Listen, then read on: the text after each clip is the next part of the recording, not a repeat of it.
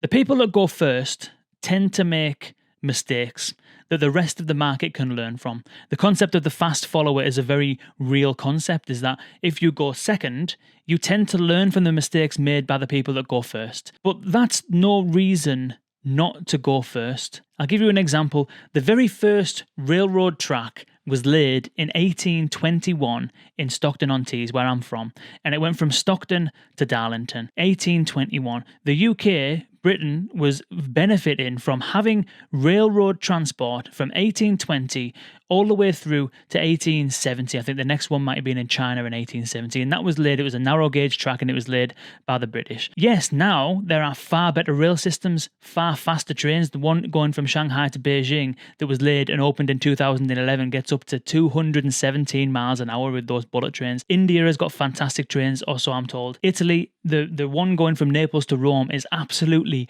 rapid. There are far better systems in place than the ones and the tracks that exist in the UK. And that's because the infrastructure in the UK was laid a long time ago. We can't get massive wide trains that go 200 miles an hour down most of our tracks. But we've benefited from transporting goods and people for 200 years, and the rest of the world hasn't. And so when you relate that back to conversational AI, there's a lot of people creating conversational AI, a lot of people implementing it, but there's a lot of people sitting on the fence and thinking, well, we'll just wait. We'll wait and see what happens. We'll wait to see what unfolds. Now, obviously, in the next 5 years, things will be better, technology will be better, and it'll be far easier to do things. But starting now and being first within your industry or your vertical means that you get the benefit over the next 5 to 10 years. In the same way as the UK was getting the benefit of the railroads from 1820 onwards, you too will have the benefit of conversational AI from today onwards if you were to do it today. And the difference with infrastructure that is nailed to the ground and spans across geographies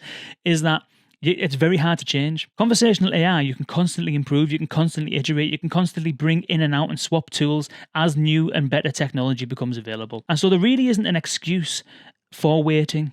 There's no excuse. It doesn't make any sense. If you start today, you get the benefit today.